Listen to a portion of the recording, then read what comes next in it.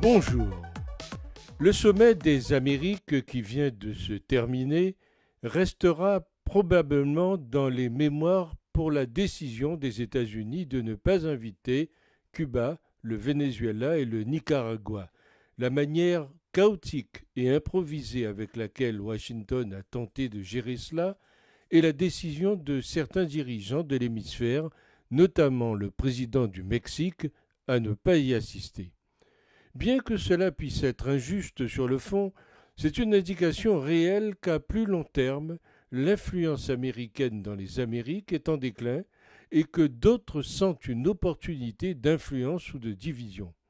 Malgré cela, ce sommet a eu plusieurs résultats positifs à court terme et à moyen terme et a vu un consensus parmi les participants sur plusieurs préoccupations communes.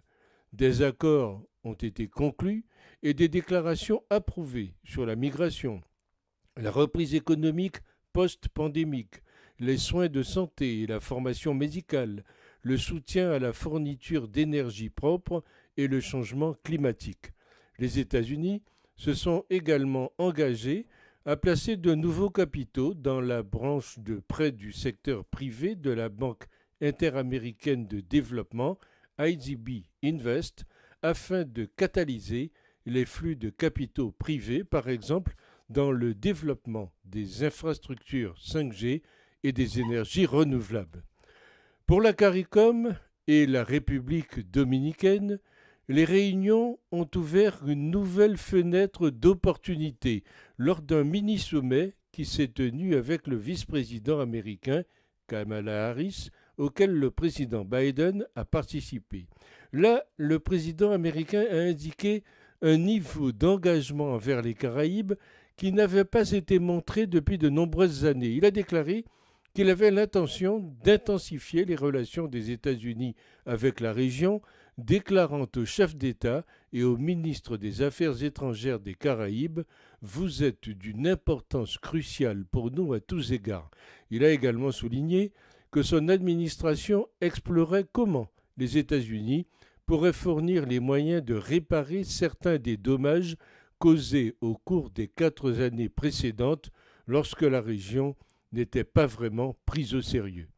Il est important de noter que la nouvelle approche semble accepter que si des solutions doivent être trouvées à ces problèmes, Washington devra aider à développer de nouveaux outils financiers et trouver des alternatives aux critères de revenu national de la Banque mondiale qui, jusqu'à présent, ont vu l'ensemble des Caraïbes, à l'exception d'Haïti, ne sont plus éligibles à un financement multilatéral, concessionnel ou sous forme de dons. Malgré cela, il est difficile de comprendre pourquoi ces initiatives, attendues depuis longtemps, ont dû attendre ce qui devait être un sommet d'ego. Au contraire, l'impression malheureuse créée est que l'événement, la question de savoir qui est invité et sur quelle base, en particulier en ce qui concerne Cuba, a transformé les réponses américaines attendues depuis longtemps en impératifs.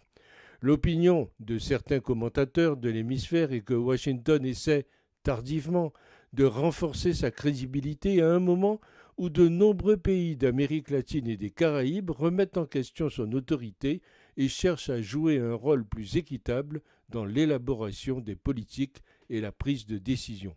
Ce n'est pas perdu pour les autres. Exemple, la confiance de la Chine dans son influence économique et politique naissante en Amérique latine et dans les Caraïbes.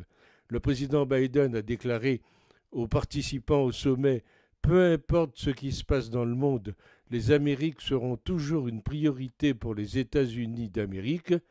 Il est cependant difficile d'éviter la conclusion que, comme en Colombie, en Argentine, au Pérou et probablement très bientôt au Brésil, les pressions sociales produiront des gouvernements plus radicaux et une plus grande concurrence géopolitique, résultant en moins de nations disposées à long terme à adopter la pensée américaine sur l'hémisphère.